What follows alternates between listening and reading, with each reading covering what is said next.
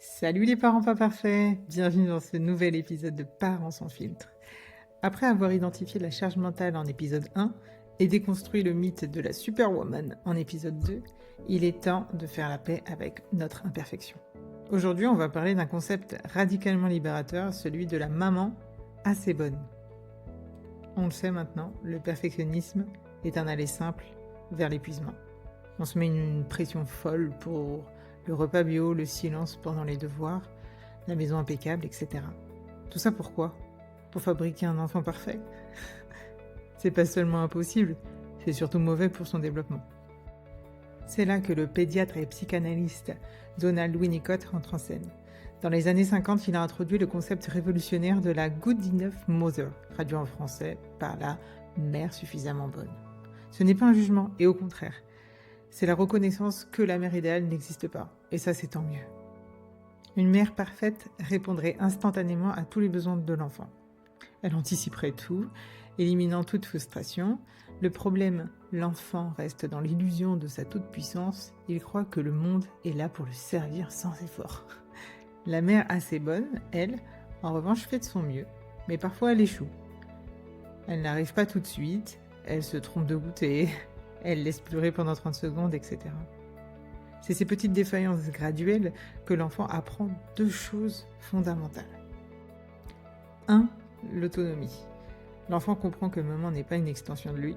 Il doit apprendre à gérer l'attente et trouver des ressources en lui-même. C'est la base de la résilience. 2. La réalité. Il réalise que le monde ne correspond pas toujours à ses désirs. Cette confrontation progressive et la réalité est essentielle pour son développement psychique. En gros, vous ratez sont de l'éducation en kit.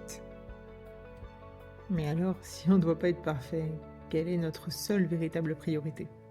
Winnicott nous dit que le rôle de parent, c'est offrir un cadre stable et sécurisant. Pour vous, cela se résume à une seule chose, être émotionnellement disponible. Arrêtez de voir votre vie comme une suite de tâches à cocher, mais comme une barre de tirage. Je vous explique tout de suite.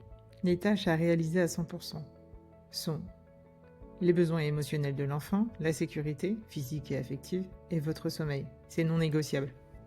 Les tâches à 80%. La carrière, les rendez-vous, le minimum tenu dans la maison. Faites bien, mais pas parfaitement. Les tâches à 50% ou moins sont le repassage, le tri des jouets, le fait maison à tous les repas. C'est dans cette catégorie qu'on va chercher le lâcher-prise. Le secret, c'est d'être pleinement présent dans la tâche à 100%, le câlin. Et c'est se donner la permission d'être négligent dans les tâches à 50%, la maison. Souvenez-vous, la semaine dernière, on parlait de cette phrase. Vos enfants ne se souviendront pas de la poussière sur le buffet. Ils se souviendront d'un parent qui a pris du temps de les écouter, de les câliner, de jouer avec eux quand ils en avaient besoin. C'est ça, la victoire de la mère assez bonne. On s'en fiche d'avoir mangé 3 fois des pâtes dans la semaine.